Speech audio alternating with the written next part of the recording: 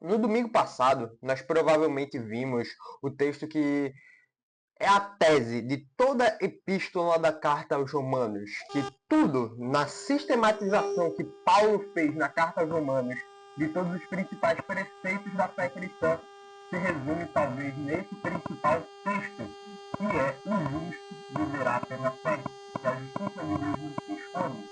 E hoje vamos dar essa continuidade à epístola aos Romanos, para a nossa exposição, entender um pouquinho mais sobre o texto de Romanos, porque só a epístola de Romanos, então hoje vamos dar essa continuidade à carta de Romanos. Hoje vamos ter um texto de Romanos que é um dos textos mais devastadores de toda a escritura, onde Paulo revela por si só a natureza humana. Vocês conhecem lá a frase do pensador nacional Maquiavel, se não me engano, ele fala no Príncipe, que o homem é mau por natureza, há menos que ele precisa ser bom. Essa talvez seja uma das teses centrais do cristianismo. O homem nasce mau, o homem nasce corrompido pelo pecado. E basicamente essa é talvez a tese dessa segunda parte de Romanos que vamos estudar.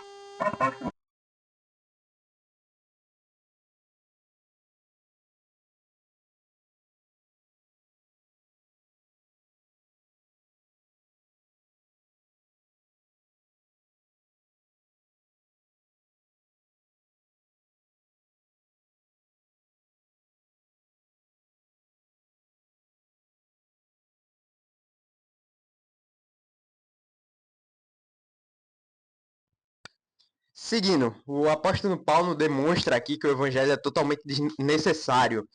O meu microfone descarregou, velho. Deixa eu botar isso aqui para carregar logo. Rapidinho, um minutinho, problemas técnicos, mas vida que segue. O apóstolo Paulo aqui mostra que o evangelho é completamente necessário. Vai ficar meio errado o microfone, perdão. Antes de falar da graça, antes dele falar da salvação que Cristo Jesus traz, ele expõe a doença humana, que é o pecado. Em Romanos 1, 16 e 17, que vimos no domingo passado, ele afirmou que o Evangelho revela a justiça de Deus. E agora, em Romanos 1, do 18 ao 32, ele explica que a justiça é necessária, não por um ato de maldade de Deus, mas porque a justiça é um dos atributos de Deus. E a justiça é necessária porque o ser humano é mau. O ser humano está sob a ira de Deus. João Calvino escreveu algo forte sobre essa passagem de Romanos 1 que vamos estudar hoje. Ele fala: quando o homem abandona Deus, não resta senão que ele se precipite em toda espécie de miséria. Romanos 1 não é apenas uma denúncia moral sobre a humanidade, é um diagnóstico profundo sobre a condição espiritual da humanidade. E hoje vamos dar esse diagnóstico. Eu vou mostrar toda a doença que o pecado traz sobre a humanidade, que toda a maldade da humanidade traz. Como diria Charles Spurgeon no seu livro Caminhando com o Peregrino, é bom que o paciente conheça tudo que a doença faz com ele, porque assim ele concederá de mais livre arbítrio, entre muitas aspas, que o médico o ajude, o auxilie a curar e a erradicar essa doença. Hoje vamos ler a Epístola aos Romanos e eu peço que você abra a sua Bíblia do capítulo 1, do verso 18 ao verso 32. Vamos abrir aqui nossa Bíblia. Eu vou abrir aqui, lembrando, vou estar lendo na versão da NAA. Show? Então vamos lá, do verso 18 ao verso 32. A ira de Deus se revela do céu contra toda impiedade e injustiça dos seres humanos, que por meio da sua injustiça suprimem a verdade, pois o que pode conhecer a respeito de Deus é manifesto entre eles, porque Deus lhes manifestou, porque os atributos invisíveis de Deus, isto é, o seu eterno poder e a sua divindade, claramente se reconhecem desde a criação do mundo, sendo percebidos por meio das coisas que Deus fez. Por isso, os seres humanos são indesculpáveis, porque, tendo conhecimento de Deus, não o glorificaram como Deus, nem lhe deram graças. Pelo contrário, se tornaram nulos aos seus próprios raciocínios, e o seu coração insensato dele se obscureceu. dizendo que eram sábios, se tornaram tolos e trocaram a glória do Deus incorruptível por imagens semelhantes ao ser humano corruptível, às aves, aos quadrúpedes e aos répteis. Por isso Deus os entregou à impureza pelos seus desejos do coração, para desonrarem o seu corpo entre si. Eles trocaram a verdade de Deus pela mentira, adorando e servindo a criatura em lugar do Criador, o qual, bendito para sempre. Amém. Por causa disso, Deus os entregou às paixões vergonhosas, porque até as mulheres trocaram o modo natural das relações íntimas por outro, contrário à natureza. Da mesma forma, também os homens, deixando o contato natural da mulher, se inflamaram mutuamente em sua sensualidade, cometendo indecências homens com homens e recebendo em si mesmos a merecida punição do seu erro. E por haver desprezado o conhecimento de Deus, o próprio Deus os entregou a um modo de pensar reprovável, para praticarem coisas que não convêm. Então, cheios de todo tipo de injustiça, perversidade, avareza e maldade, estão cheios de inveja, homicídio, discórdia, engano e malícia. São difamadores, caluniadores, inimigos de Deus, insolentes, arrogantes, orgulhosos, inventores de males, desobediências aos seus pais, insensatos, desleais, sem afeição natural e sem misericórdia, embora conheçam a sentença de Deus de que o que praticam tais coisas são passíveis de morte. Eles não somente as fazem, mas também aprovam os que praticam. Essa é a carta de Romanos 1, seguindo a mesma lógica da semana passada. Eu não irei fazer nenhuma oração. Se você quiser, pare o vídeo e faça a sua oração por si só. Eu quero deixar o texto falar por si só, mas que Deus abençoe essa exposição e eu peço que isso daqui, essa mensagem, chegue nas pessoas certas. Basicamente, a gente consegue ver aqui alguns pontos bastante importantes. O primeiro ponto que podemos ressaltar é que essa carta, do verso 18 ao verso 32, vemos a ira revelada de Deus. Por muitas vezes achamos que Deus é amor, que Deus é bondoso e tudo mais, porém Deus também é um Deus de furor, um Deus de ira, aquele que a justiça o pertence. A cultura moderna tem dificuldade com essa ideia. Muitos aceitam o Deus amoroso, o Deus que se sacrificou, que desceu à terra para salvar todos, mas rejeitam um Deus de ira. Como o meu pastor gosta de falar, o inferno não é a ausência de Deus, é ali onde a presença de Deus vai estar mais pura e manifesta por completo. Só que a presença de ira e não a presença graciosa e amorosa. A Bíblia apresenta a ira divina como uma parte da santidade de Deus. A ira de Deus faz parte da sua santidade, como Paulo bem escreve no verso 18. A ira de Deus se revela do céu contra toda a impiedade e injustiça dos seres humanos, que por meio da sua injustiça suprimem a verdade. A gente tem o paradoxo de Epicuro, que fala que Deus é mau, que Deus não é bom porque ele não tem impunidade e tudo mais. Aqui mostra que Deus não tem essa impunidade, Deus não ignora o pecado, Deus não ignora a maldade, ele o pune. E a ira de Deus, a justiça de Deus faz parte da sua santidade, faz parte da sua soberania divina. A ira de Deus não é um descontrole emocional como a nossa, que a gente herdou isso de Deus. Está uma série ótima na EBD da minha igreja que é sobre a ira. A gente herdou essa ira de Deus, porque somos imagem e semelhança dele. Porém, a nossa ira é corrompida pelo pecado. Nossas ações são corrompidas pelo pecado. A ira de Deus não é um descontrole emocional. A ira de Deus é uma reação justa da santidade perfeita de Deus contra o pecado, contra a maldade. Por isso que o paradoxo de Epicuro muitas vezes é errado como a forma de se aplica, porque Deus usa a impunidade, usa o pecado nesse espaço de tempo que estamos agora, mas chegará o dia que ele irá punir todos os pecadores, que irá punir toda a maldade. E esse momento vai acontecer, não é uma promessa vazia, é uma promessa que o próprio Cristo fez pra gente. Se Deus fosse indiferente do mal, ele não seria justo. E bem sabemos que a justiça de Deus é uma das suas principais características. Paulo afirma algo ainda mais sério. A ira já está sendo revelada. Desde a volta de Cristo, foi dado início ao período das revelações do Apocalipse. Dali já foi o fim dos tempos, entre aspas. E a gente sempre vai ter esses sinais. E a ira de Deus é revelada em pequenos momentos, um prelúdio do que acontecerá no futuro. Está sendo revelada desde o início contra o pecado. Isso significa que o juízo de Deus não é apenas algo no futuro, que realmente há de acontecer em sua maior essência, mas ele também acontece durante a história, quando Deus entrega às pessoas as consequências espirituais do próprio pecado.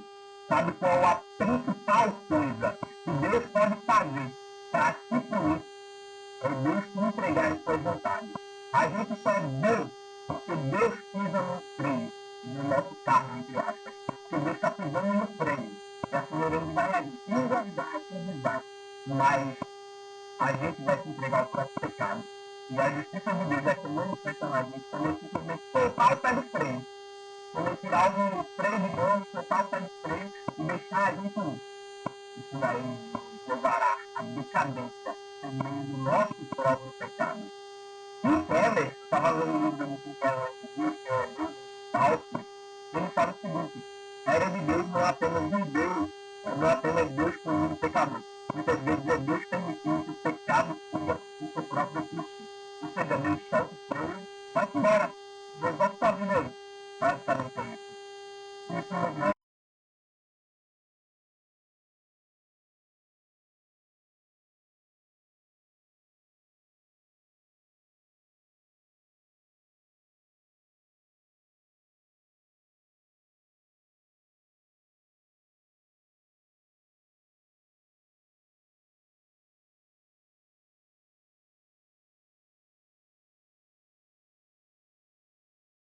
É, rapaziada, os dois microfones descarregaram porque eu esqueci de carregá-los, então vai ter que ser esse antigo daqui mesmo. Ah, deixa eu aumentar aqui o volume. Voltamos. Paulo destrói a tese que o ser humano é neutro. Paulo destrói isso. Segundo as escrituras, Deus deixou as evidências claras de sua existência em tudo, na natureza, em tudo. Eu gosto muito do vídeo que o Argo Martins fez com alguns outros cientistas e tudo mais, que ele fala isso. A prova da existência de Deus está na própria natureza. E isso anula a neutralidade do ser humano. A gente vê isso do verso 19 ao verso 21, pois o que se pode conhecer a respeito de Deus é manifesto entre eles, porque Deus lhes manifestou, porque os atributos invisíveis de Deus, isto é, o seu eterno poder e a sua divindade, claramente se reconhecem desde a criação do mundo, sendo percebidos por meio das coisas que Deus fez. Por isso os seres humanos são indesculpáveis, porque tendo conhecimento de Deus, não o glorificaram como Deus, nem lhe deram graças. Pelo contrário, se tornaram nulos em seus próprios raciocínios, e seu coração insensato dele se obscureceu, ou seja, o ser humano já tem essa capacidade de entender o que era Deus, quem era Deus, e assim não fez. A ordem do universo, a complexidade da vida, a beleza de toda a natureza, tudo nesse mundo nos apontam para o Criador. Até a metafísica, desde a ciência, tudo nos aponta para Deus. Todos possuem, todo ser humano possui algum senso moral. Mesmo as sociedades que rejeitam Deus, o Jeová, o Yahvé, eles falam de justiça, dignidade humana, falam de bem, falam de mal. Tudo isso porque Deus colocou essas coisas no nosso coração. O problema, como Paulo disserta, não é a falta de evidência. O problema é a falta de supressão. O ser humano empurra a verdade para baixo do tapete porque a verdade confronta os desejos do pecado e do coração do homem. E por isso ele tem esse desejo de não acreditar em Deus, porque ele quer autonomia. Tim Keller, eu vou usar muito Tim Keller nesse vídeo, resume muito bem. O coração do homem, o coração do humano, não quer apenas ignorar Deus, ele quer substituí-lo. Porque o primeiro mandamento é: não adorarás outros deuses, você adorará somente o seu Deus. Por que esse é o primeiro mandamento? Porque a idolatria, você quando substitui Deus por um ídolo, você fica disposto a cometer os outros pecados dos 10 mandamentos. Tudo começa na idolatria. Quando você idolatra, não só. O idolatria não só é uma estátua, mas às vezes pode ser o sexo, pode ser o dinheiro, pode ser o poder. Você tende a substituir Deus por essas coisas. E isso acaba com o ser humano. Seja substituí-lo por um desejo sexual, amor, dinheiro, assim como Jacó tentou substituir o amor de Deus. Jacó, que depois foi chamado de Israel, que viu o próprio Deus face a face, tentou substituir o amor de Deus pela beleza de Raquel. Ou como Lia, que quis substituir o amor de Deus pelo amor de Jacó, dando filhos cada vez mais e mais, e depois entendendo que ela só deveria se apegar a Deus. Aqui vemos uma troca trágica do ser humano, a glória de Deus pela sua idolatria. Aqui Paulo descreve o movimento central de todo pecado. A humanidade troca Deus por outras coisas, como vemos do verso 22 para o verso 25, dizendo que eram sábios, se tornaram tolos e trocaram a glória do Deus incorruptível por imagens semelhantes ao ser humano corruptível, às aves, aos quadrúpedes e aos répteis. Por isso Deus os entregou à impureza pelos desejos do coração deles, para desonrarem o seu corpo entre si. Eles trocaram a verdade de Deus pela mentira, adorando e servindo a criatura em lugar do Criador, o qual é bendito para sempre. Amém. Que tal o problema central do ser humano? Trocar a Deus por outras coisas. Sejam por outro Deus, como os muçulmanos trocam Cristo por Alá, trocam Deus por Alá, que teoricamente é a mesma coisa, mas com coisas diferentes, com o profeta Maomé e um monte de coisa. Seja com idolatrias por imagens dos santos patrísticos da igreja, seja por dentre muitas outras coisas, como já falamos aqui, a idolatria não só é por imagens, por outro Deus, mas quando substituímos o Deus verdadeiro por qualquer outra coisa, seja o desejo sexual, seja a lascívia, seja o amor por outra pessoa, seja o dinheiro, o poder, qualquer coisa. Recomendo muito a leitura de deuses falsos. No mundo antigo, como a gente bem via, era algo mais escancarado. Acontecia com estátua de deuses, deuses romanos, deuses gregos. Mas Tim Keller, novamente, insiste que a idolatria moderna tem um quê de sofisticação. Ele define o ídolo assim: um ídolo é qualquer coisa que se torna mais fundamental para a sua felicidade, identidade ou segurança do que Deus. No mundo antigo, poderia acontecer com estátuas. Na cultura moderna, temos inúmeros deuses falsos. E muitas vezes esses deuses falsos são invisíveis. Aqui entra um exemplo bem interessante que eu queria trazer para vocês. Pense em muitos filmes de super-heróis modernos. Em diversas histórias, o herói acredita que pode salvar o mundo, sem limites, sem autoridades em cima dele, sem prestar contas a ninguém. O filme Guerra Civil, ou as HQs de Guerra Civil, foi basicamente isso. Um lado achando que precisava de uma autoridade acima dele, e o outro achando que precisava de liberdade. Na história, obviamente, a gente vê que o lado do Capitão América, que eh, deixava os heróis livres, era o mais certo. Porém, na vida real, isso muda um pouquinho. Porque o poder absoluto, alguém que não vigia o herói, alguém que vigia a outra, que não vigia a outra pessoa, pode dar o poder absoluto e se tornar a solução para muitos problemas. Esse tema parece muito forte em histórias envolvendo alguns personagens. Por exemplo, Homelander, da série lá do The Boys. Homelander é praticamente um deus. Ele possui um poder quase ilimitado, comparável, apesar de ser mais fraco, com o Superman. Mas não existe uma autoridade em cima dele. Ninguém consegue pará-lo. Tanto que o plot de todas as temporadas de The Boys é: precisamos parar o Homelander. Precisamos parar os Supers. Mas justamente porque não existe autoridade acima dele, ele possui uma moral deteriorada, uma moral que faz o fazer coisas mais, faz ele fazer coisas hediondas. Ele se torna um tirânico, ele se torna um narcisista e completamente destrutível para a própria humanidade.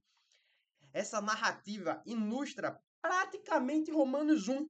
Quando o homem assume o lugar de Deus, quando o homem assume esse lugar da autoridade que pertence a Deus, O resultado não é libertação. Nós não ficamos livres, não temos livre-arbítrios, mas traz a corrupção, porque a partir do momento que nascemos, já somos escravos do pecado. A idolatria sempre promete a liberdade, mas ela sempre termina com você se tornando um escravo, ela termina com a escravidão.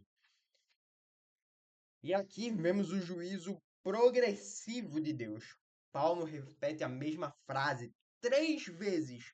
Por isso Deus os entregou. Aqui é a tese central de que a pior coisa que Deus pode fazer com a sua vida não é botar uma doença, não é te dando câncer, não é nada disso. É ele simplesmente soltar o pé do freio e falar: te vira. Isso daí é a pior coisa que Deus pode fazer com a gente, porque vamos nos entregar ao nosso próprio pecado, nos mantendo escravos. Esse é um dos conceitos que talvez sejam mais assustadores em toda a Bíblia. Não é juízo final, não é o inferno nem nada. É Deus simplesmente falar para o homem: se vira que eu não estou nem aí para você. Em palavras nordestinesas. O juízo de Deus nem sempre aparece com uma intervenção direta. Muitas vezes, o juízo de Deus é o abandono. A gente vê isso no verso 24, 26 e 28. Vamos ler aqui. Por isso, Deus os entregou à impureza pelos desejos do coração deles, para desonrarem o seu corpo entre si. O 26, por causa disso, Deus os entregou às paixões vergonhosas, porque até as mulheres trocaram o modo natural das relações íntimas por outro, contrário à natureza. E o 28, e por haverem desprezado o conhecimento de Deus, o próprio Deus os entregou a um modo de pensar reprovável para praticarem coisas que não convêm. Ou seja, o juízo de Deus é o abandono. Deus falando, se vira, não vou mais isso não é intervenção direta, mas é uma forma de juízo. Deus entrega o ser humano simplesmente à livre vontade dele, que está inclinado ao pecado, ao que o ser humano escolheu, entre aspas, primeiro as paixões do coração, depois as paixões degradantes e, por fim, uma mente reprovada. É um processo de deterioração espiritual. E o pecado sempre promete a satisfação. Porém, o pecado sempre te destrói cada vez mais e mais. Paulo termina com uma longa lista de pecados. Paulo pode-se dizer que termina o livro da forma mais assustadora possível. Seja contenda, engano, maldade, arrogância, desobediência aos pais, falta de misericórdia, dentre muitos outros. Do verso 28 ao verso 32, vemos essa longa lista de pecados. Mas note algo importante, bastante importante. Paulo não estava apenas descrevendo indivíduos, ele está descrevendo uma cultura humana inteira. Uma sociedade que perdeu a referência de Deus, inevitavelmente começa a redefinir totalmente a moralidade, verdade e identidade. Tim Keller comenta o seguinte: a cultura não cria ídolos, ela revela os ídolos que já estão no nosso coração, que já estão no coração humano. A sociedade basicamente se torna um espelho do que ela adora. Se ela adora o poder, surgem culturas violentas. A Alemanha nazista, a Itália fascista, a China de Mao Tse-tung comunista, a União Soviética comunista e stalinista. A gente vê isso ao longo da história humana. Fora muitos outros, o Império Romano, dentre tantos outros exemplos que podemos usar.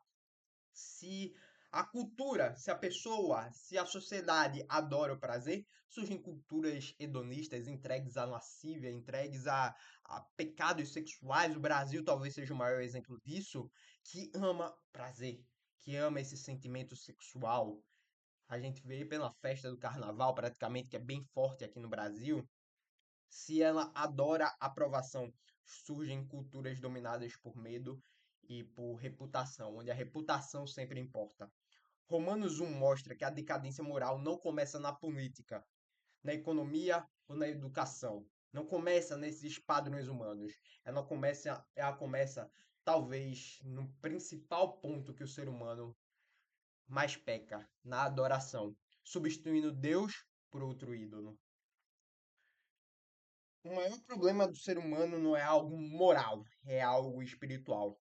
pecado não começa com um comportamento errado. Ele começa na adoração errada. Coração humano sempre adora alguma coisa, sempre vamos servir alguma coisa. Se não adorar o Deus, ele criará outro Deus, criará um substituto. E a gente precisa identificar os nossos ídolos modernos. No último capítulo de Deuses Falsos do Tim Keller, ele fala como identificamos os ídolos. E ídolos hoje raramente são essas estátuas. Eles podem ser muitas coisas: a sua carreira profissional, dinheiro, relacionamento, status, ideologia, aprovação social, dentre muitos outros. Tim Keller, no seu livro, fala: o ídolo é aquilo que, se você perder, sente que sua vida perde o sentido. A única solução para todas essas coisas não está na política, não está na economia, não está em dar mais dinheiro. A única solução é o evangelho. Romanos 1 é um texto extremamente pessimista. Se a carta de Romanos acabasse aqui, a gente ia falar: meu Deus do céu, ferrou. Eu não tenho salvação, o que, que eu faço? Eu vou para o inferno, eu sou mau, eu sou pecador, eu sou um desgraçado. Mas Paulo está preparando um terreno aqui no Romanos 1. Pode-se dizer que Romanos 1 é a introdução para ele apresentar algo melhor. Porque depois de mostrar toda a ruína humana, depois de mostrar toda a lascívia, todo o pecado, a maldade humana, ele mostra uma esperança. Ele mostra a esperança do Evangelho. O mesmo apóstolo Paulo que escreveu Romanos 1, que mostrou a desgraça humana. Ele escreveu Romanos 5:8. E um spoiler futuro aí para vocês que fala: mas Deus prova o seu próprio amor para conosco, pelo fato de ter Cristo morrido por nós, sendo nós ainda pecadores. Romanos 1 termina com um gosto de desgraça, com um gosto de maldade. Porém, há uma esperança, e a esperança é Cristo Jesus e o seu Evangelho. A ira de Deus contra o pecado foi derramada sobre Cristo Jesus na cruz do Calvário, e por isso os pecadores, e eu e você, recebemos graça. Esse foi o vídeo de hoje, eu espero que você tenha gostado, e até a próxima, galera. Um beijo bem grande, falou, fui e tchau.